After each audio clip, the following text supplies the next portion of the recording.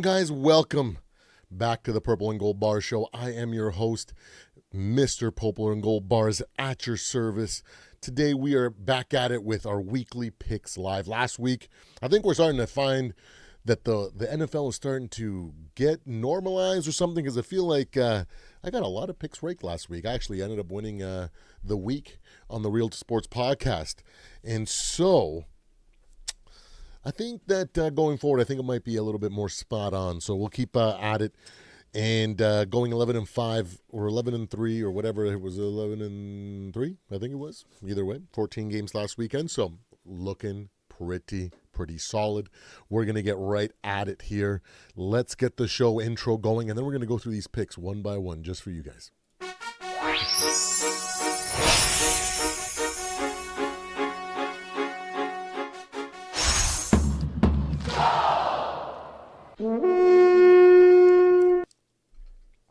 There you have it.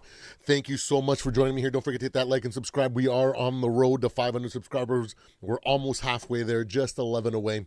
Hopefully we can get that done here as soon as possible. Hopefully we can get the whole 500 done before the end of the year, the calendar year, that is. So let's get right to it, guys. There's nothing left to do it but to do it, you know? So we're going to get right into it with Thursday night football. We got the Texans versus the Bills on Thursday night football. Now, this is a little bit of an interesting matchup because good defenses have put a little bit of a wrench in Josh Allen, but then at the same time, he's also gone video game mode, especially last week at times, right? With those a few weeks back with these crazy design quarterback runs, or just him deciding to take off and coming up with some massive rush yards. Last week with 6 total touchdowns, 3 through the air, 3 through the ground. But they have a little bit of a weakness here. Sometimes if a team can really get to them and kind of throw them off their rhythm here, they can struggle at times. We saw the Patriots take the first shocking win away from them in the season. Then we saw the Falcons, and then the Dolphins. Three teams of varying different skills and stages in their teams' current run or whatever, or rebuild, whatever you want to call it, right? So we got the Patriots looking outstanding. Not a surprise now that they beat the Bills. And then the Falcons, a Dr. Jekyll and Mr. Hyde team. Some weeks good, some weeks bad, and now they're going to have to rely on good old Kirk Cousins after post-Achilles injury. So I don't know if he still has it. Some say that he might not, but this time he's going to have a full week of practice. So maybe the Falcons might do something this week. But right now, we got Thursday night football. We got the Texans in this interesting situation because they're looking pretty good, regardless of who's at their quarterback position this year. They've had some ups and downs. Let's be real. That's why they're 5-5. But there's a lot of promise, especially on the defensive side of the ball. And when C.J. Stroud plays great, the team does pretty decent, and when Davis Mills is able to elevate to a similar level, they got some fight into them, right? So it's going to be an interesting game. Can that Texans defense really take it to Josh Allen and the Bills and really kind of make it a knockdown, drag out game where the Bills just can't get into their style of football, where they can dominate and do the things that they do best? This defense might be able to have that.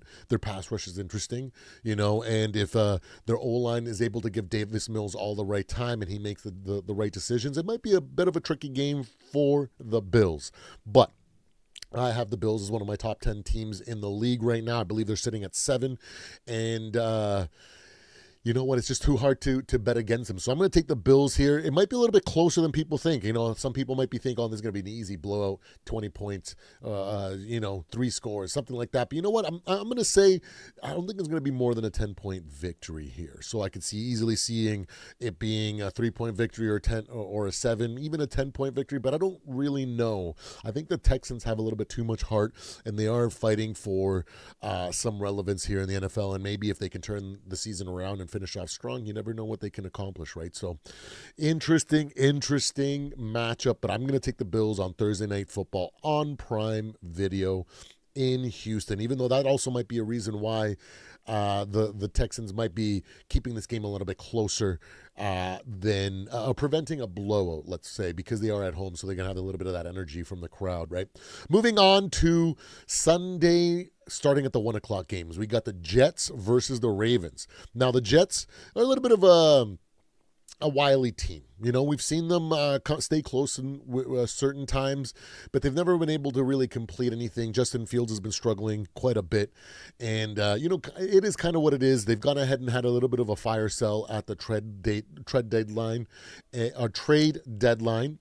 and it looks like after that they came out a little bit more inspired. You know, maybe they have a feeling like maybe these young guys are finally feeling they got a chance, an opportunity to shine, and you know, maybe that's what's going on there. I'm not entirely sure. But can I bet against the Ravens? Even though I think the Ravens are still going to struggle, I don't think their defense is as great as anybody wants to give them credit to. I like Kyle Hamilton. He's a great player. I just don't think they're even a top 12 defense in which they would need to have in order to finish out the year and make the playoffs and then do a good playoff run. I think that now that we're getting into the thick of it, once they face some of the good teams on their schedule, it might be a little bit difficult for them. But in this matchup, regardless of what's going on here, I think the Ravens are definitely going to have this game in the bag. Potentially maybe probably just a 10-point win. You know, I don't think Lamar is going to decide to throw the cape on today or this Sunday, because I feel like he's going to have to decide whether to kind of go to that level. I don't think he needs to beat this team, so why put himself in a risk? Because if he gets injured, then the rest of the season's over. So I'm going to give it to the Ravens. I think they're overall a better team, and so the Ravens are going to come away with a nice, maybe not an easy win, but a convincing win. I don't think the Jets are just going to roll over, but they're not. They don't have anything. Let's be real. So we're going to take the Ravens over the Jets. Moving on to the Steelers versus the Bears in not Ford Field, in Soldier Field. So we got the Steelers after having a pretty decent game last week.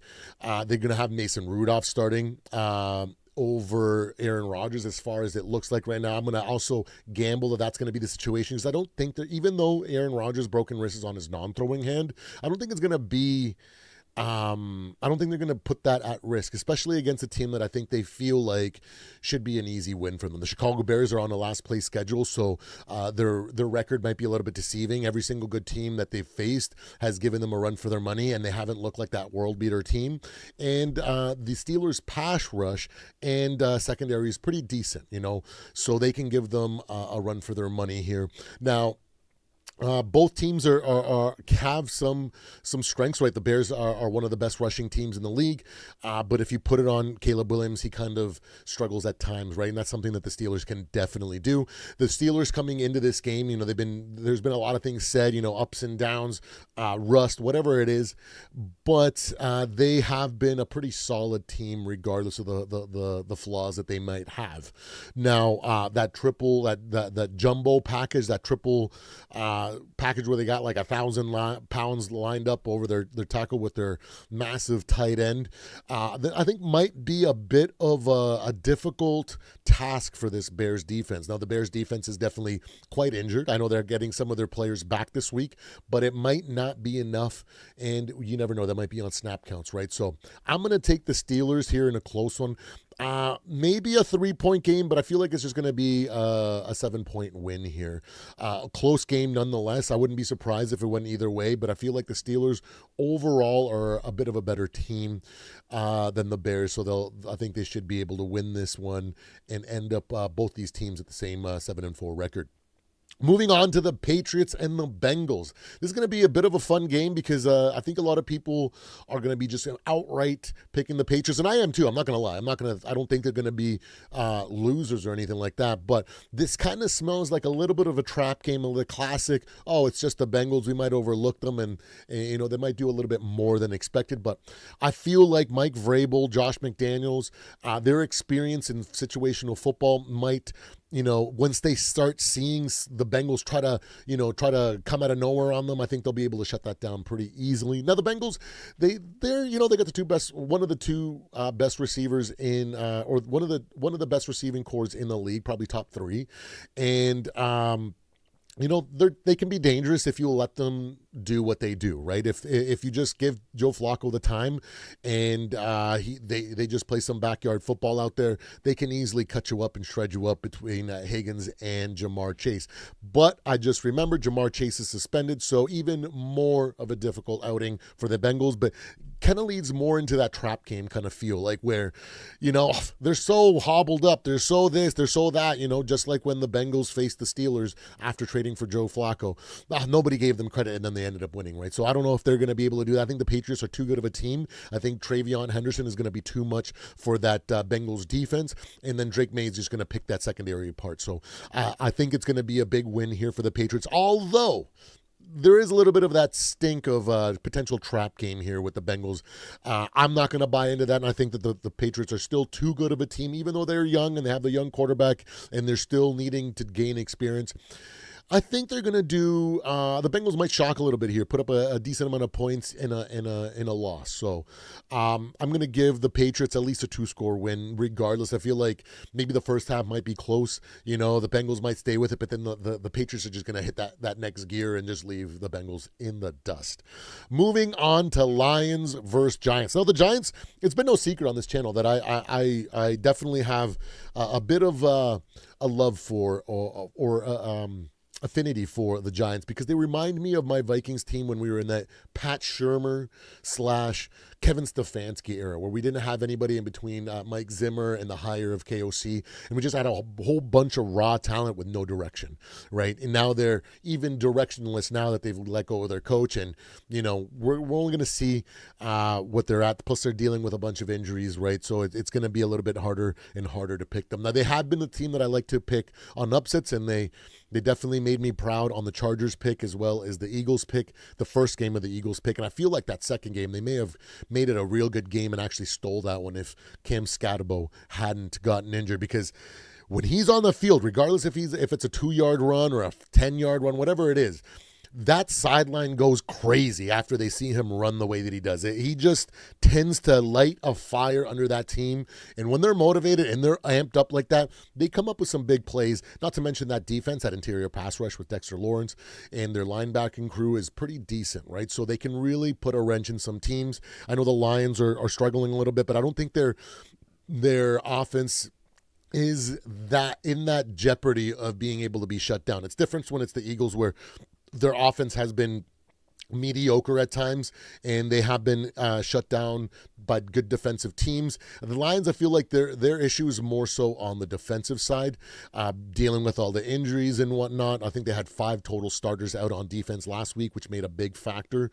And then when you put it on Jared Goff and you make it a big game, he tends to crumble. But I just don't know if the Giants can do that. The Lions are going to be at home, and they really have to turn things around in order for them to salvage a playoff berth. And I think that this is the type of team that the Lions are going to be looking forward to, and looking to kind of do that same old thing that they do, come out with an early lead and just start, blowing them out, just kind of pile on the points. That's their style. A lot of things didn't go right last week. Dan Campbell, second game, calling plays, but you know what? Sometimes, first week, everybody was saying that he was the greatest thing since sliced bread when it came to play calling, and then the next week he kind of crashed, and it's growing pains. I don't know if Dan Campbell has ever called plays ever, and so sometimes in those situations and situational awareness, it becomes difficult or very muddy to decide. On top of the fact, when you have a defensive coordinator on the other side making it harder for you to make the calls that you make, can really make things difficult. But I think he'll do better. I don't think he's going to be all time. I don't think he's going to be one of the greatest play callers. I don't think he's going to be one of the worst play callers in the league. I think he's going to do good this week. I think the Giants are going to give him a lot of easy decisions to make. And once he gets a lead, I think it's going to be a little bit easier for him to play call in regards to when it's a close game. Moving on to the Vikings versus Packers. Now, both teams are flawed for different reasons. Last year going into the season, I said, hey, both of these teams are essentially the same team. We're in just different areas of that path towards becoming a playoff caliber team. So when it comes to us, last year it was more like we have a solid roster, but we had a question mark at quarterback. And then with the Packers, it was consistency and running game, all these things. But they brought in Josh Jacobs, and he did very well last year, right? So, and can Jordan Love find that next gear and actually become elite, unlike the hype behind him, right? And this year we're seeing a lot of those issues kind of boiling up. They've had injuries, of course, but they have been struggling here and there. And our Vikings team, we know they're a solid roster, an amazing defense, great all-around offensive weapons, but we're limited by the growing pains of our rookie quarterback. But all the flashes, like I said, going into the season, with J.J. McCarthy, I think the roster is going to be good enough to keep us in games, and it's just going to be all about how many times J.J. McCarthy can put enough good stuff on the field in order to come away with wins. Last week and the last 2 weeks, he almost completed the comeback once against the Ravens. And then last week he technically did, except for our special teams and defense kind of let us down. The defense was extremely tired after giving him so much time of possession, right? But it is what it is, and the Vikings are a team that can literally stay and hang in it with any team in the league.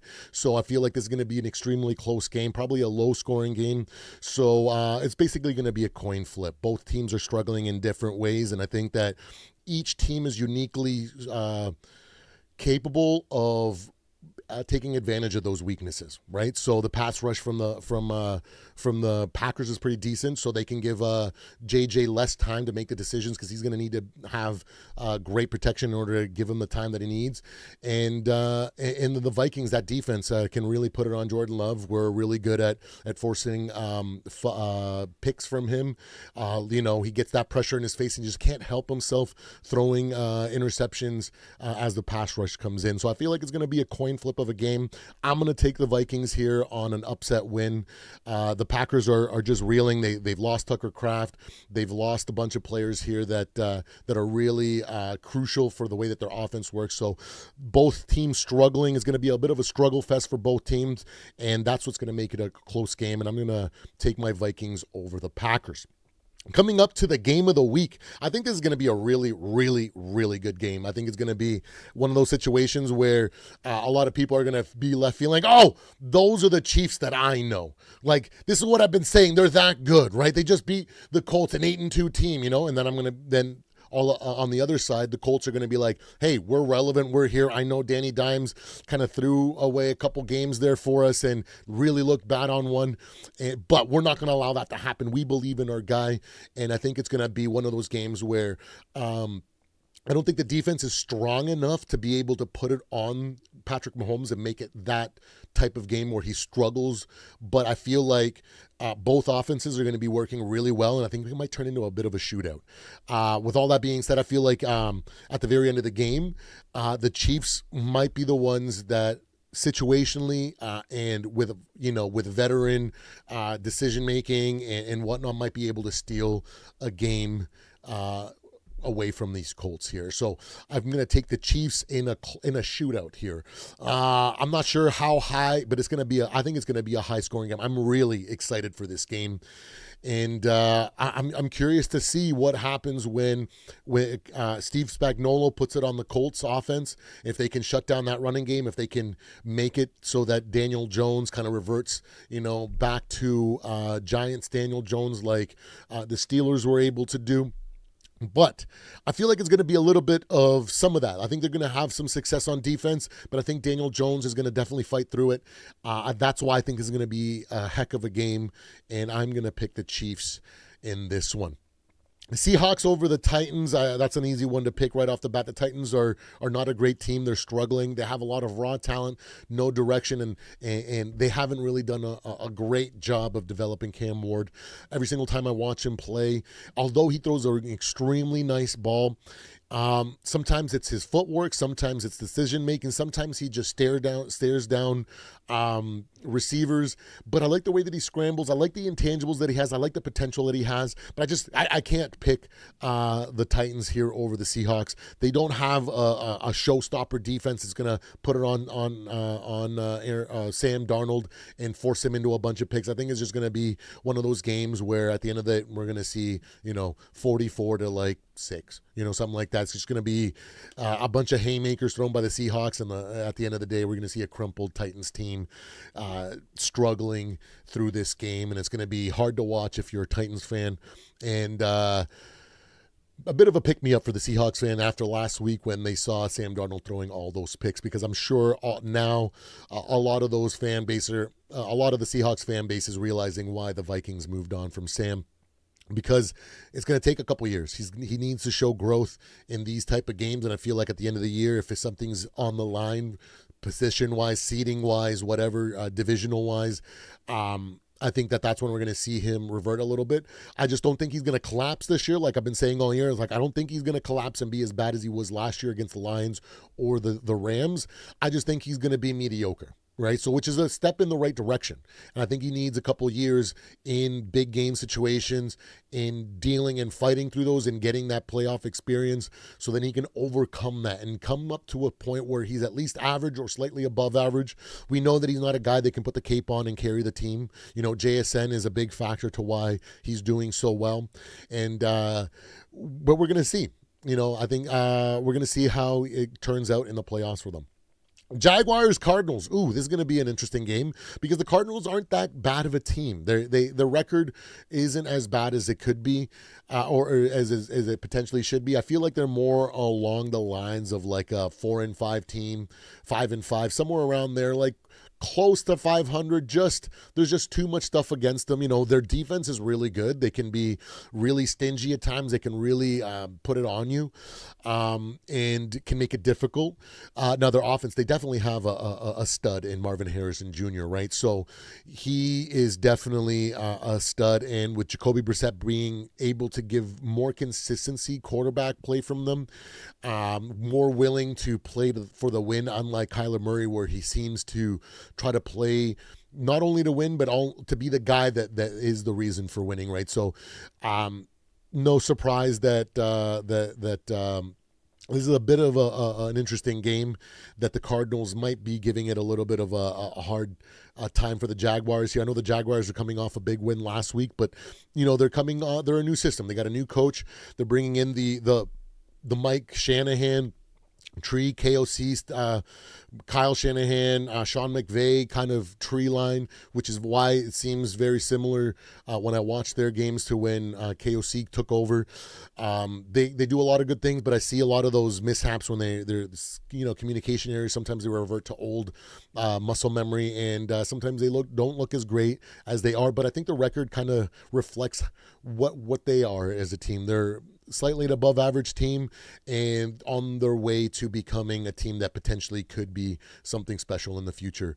We'll see how Liam Cohen does and his coaching staff at, I don't know about fixing, maybe we can call it retooling Trevor Lawrence and kind of making him fit towards his system, and hopefully Trevor Lawrence buys into it and they can develop into something special here. I'm going to take the Jaguars in this game. I know it smells a little bit of a trap game here for the Jags because the Cardinals can do a lot of things, and if that defense makes it a close game, it might end up being one of those situations where Jacoby Brissett comes out looking like a hero, like he did against those Cowboys, right? But I still think that the Jaguars have just a little bit more than the Cardinals, so I'm going to bank on that, and I'm going to take the Jaguars in this one.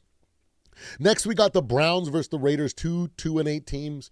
It's no secret. I've been saying that the Raiders, I feel like, are also a team that's got a lot of talent and raw potential, just suffering with injuries and, it's a bit of a rough start for this new era of the Pete Carroll era, we can call it, right?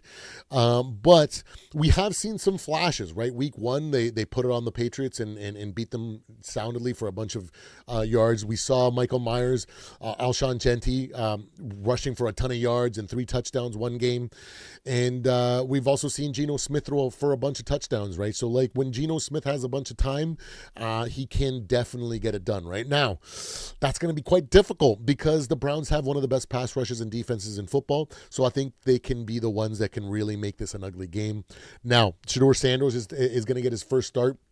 And, I'm not going to be like anybody else, all the pundits and all the people calling Shedeur Sanders garbage or anything like that. I just think that this young man, I feel bad for him, because I feel like he's got potential.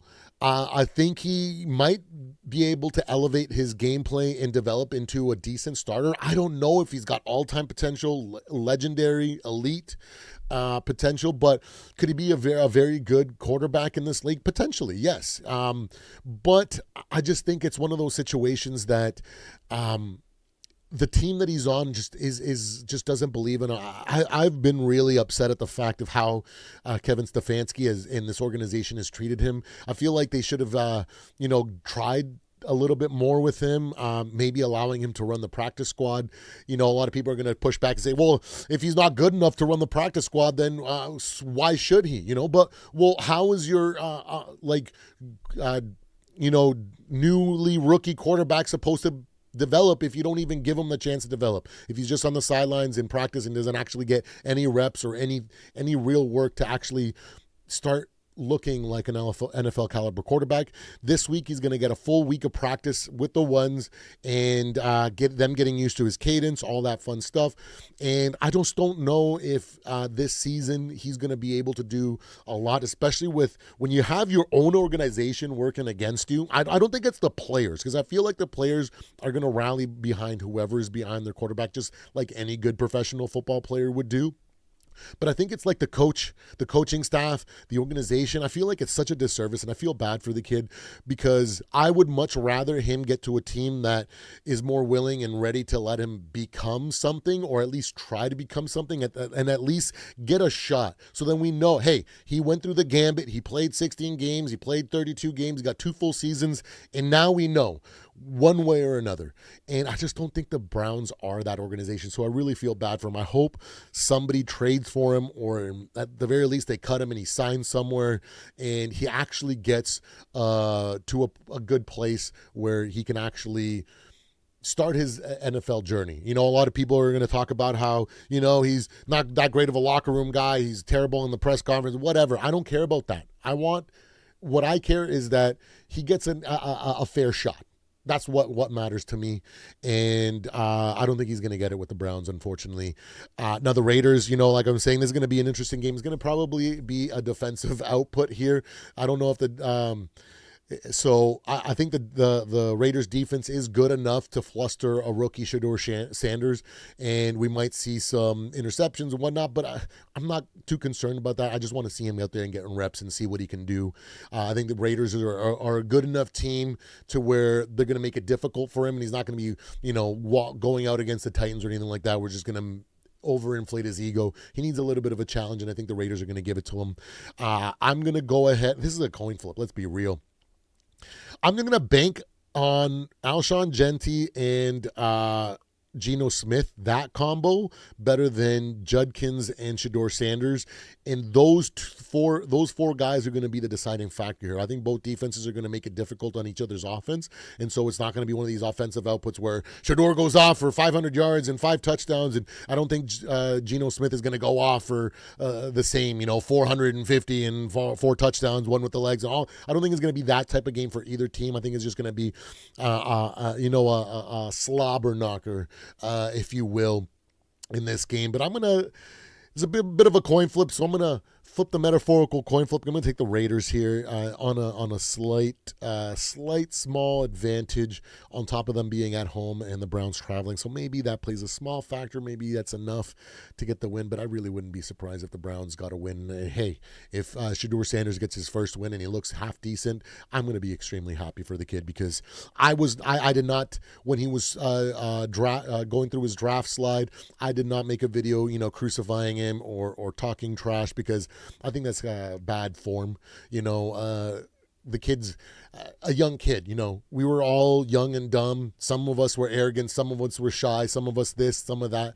And regardless of what you think of the kid, I think it's kind of disrespect or ignorant to be kind of throwing shade or mocking the kid for something that he has that he really had no control over, right? So it is what it is, and I'm going to take the Raiders in this one. Moving on to the Eagles versus the Cowboys. Now, we got a pretty solid offense in the Cowboys, as well as the Eagles with a massively good defense, right? So I don't think this game is going to go where a lot of people think. Some people are going to go ahead and think that the Cowboys might just be able to run on it or run away with it, because they're going to have an offense that's more productive throughout over the season in comparison to the Eagles. The Eagles have like 0 passing yards in one half, -1 in the other, have put up snore fests against teams that they should have definitely ran away with it.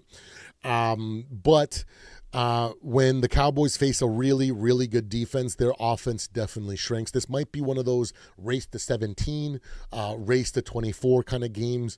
And I just don't think the Cowboys are going to be able to overcome the Eagles defense. And as a result, I think it's going to be a bit of a slow game. And I'm going to take the Eagles in this one. I don't know, 17-12, 17-14, 21-17. 24-14, something like that. Not a crazy massive performance by the Eagles, but a dominant defensive performance, and I think the Eagles are going to easily take this one as well. Moving on to the Saints versus Falcons, the last 4:25 p.m. Eastern game, Falcons versus the Saints. Now, the Falcons are definitely a bit of a Jekyll and Hyde team. They're on a roller coaster as well. Some weeks they look really bad. Some weeks they look really good. Tyler Algier and Bijan Robinson are absolute studs. And at one point in the season, Bijan Robinson was definitely on pace to make history. I don't know if he's still on that pace, but they can definitely put it on some teams. And if they run the ball hard against the Saints defense, it might be a little bit too much for the Saints. We got Tyler Show coming in, making his, I believe, his third or second start of the season. He's starting to look a little bit better. I know he's still a little bit rusty here, being a rookie and whatnot, but the Saints are who they are. They have a decent roster. Maybe some might say that they just need more of a retooling or a competitive rebuild instead of a full-on rebuild. But, Alvin Kamara is still a guy. He's still a dude. He can definitely come up away with some nice plays here. So I think it's going to be a little bit closer than people expect. I think a lot of people are going to think that the Falcons are definitely going to run away with this one, but I don't think it's going to be like that. I feel like it's going to be another one of those games where I think the Falcons and the Saints are going to make a game of it, but I feel like it's going to end up being like 27-24, 27-21, 24-17, something like that. Falcons coming away with the win here and, affecting their draft stock. Moving on to the Buccaneers versus Rams for the Sunday night game. The Buccaneers are traveling to LA. The Rams are definitely my number one team on my power rankings this week, and it's looking like Matthew Stafford hasn't lost a step. A lot of people, I think people are almost ready to make that mistake that they made with Tom Brady, where they're like, this is the year where he falls off. But you know what? He keeps on beating father away with a stick here. Matthew Stafford is having one of his best seasons of his entire career. The Rams defense is extremely good. They're at home. The Buccaneers are a wily team. I would not be surprised if I see some heroics now that they're becoming healthier and healthier and they actually make it a good game of this. I still feel, though, that regardless of the heroics, I feel like the Rams are going to come away with a decisive win here. Might be a little bit of a higher scoring game, be like 31-27, 34-27 Rams. But like I said, I would not be surprised if the Buccaneers come away with some late game heroics, coming away with a winning drive to come up with a walk-off field goal or walk-off touchdown and really upset the Rams here. But I can't in good conscience, because I think I live and die by the sort of probabilities here, and I feel like the Rams have a higher probability to win this week. Going on to the Monday Night Football game, we got the Panthers versus the 49ers, and I think this is a little bit of can we call this a revenge game for the Panthers after they traded away Christian McCaffrey? You know, they were probably kind of thinking that, oh, his wheels are about to fall off. He's going to be super injured, and he's not going to be able to do the things that he used to be able to do. And so we got to move on from him before he totally makes us look bad. But man, was that a bad decision on their part, Christian McCaffrey. But, you know, with all that being said, they've definitely rebuilt a little bit of a decent team. Rico Dowdle is definitely a guy. He's doing a lot of great stuff in the backfield. But they're definitely an inconsistent team that's kind of still learning and growing through the adversity that they face every single week. 49ers are a team that over the last few years, they've literally seen the gamut of every little bit of adversity that you could face. They've lost starters. They've had games where the other team really takes it to them and steal games when they should have won. You know, all the different myriad of different adversity that they could face, and as a result, they're a battle tested team. That's why a few weeks ago when they faced the Giants, a lot of people were like, oh man, who's going to be this bit of a coin flip? And I was like, I don't know about that. I feel like although the Giants can really take it and they have a lot of potential, the 49ers are a team that have the ability to overcome adversity, and they have that skill set where the Giants didn't. And this is the same situation where when the timing is going to get tough in this game, the 49ers are going to find ways to overcome and take a lead or extend the lead, where in those exact same situations, I feel like the Panthers are definitely going to wilt or come up short. That's why I'm going to take the 49ers on Monday Night Football. I think it's going to be a close game. I think it's going to be a fun game as well. I don't think it's going to be a total snore fest, a whole 10-7 kind of game. Brock Purdy's definitely going to put up some points. I think the Panthers are going to definitely do a great job here. Bryce Young coming off a career game. And something like 27-24, 49ers is, I think, how this game is definitely going to turn out. So it's going to be a fun week of football, and hopefully now that the season's starting to become more easier to read, I think that my picks going forward are going to be a lot better, and I'm excited to keep this trajectory going. So don't forget to hit that like and subscribe, guys. I really appreciate all you guys for stopping by and hanging out with me today when I go over these weekly picks. I've been going a little bit quick here because I do have date night here with the missus here, so I have to bounce here. Don't forget to like and subscribe, and I will catch you guys on the next one.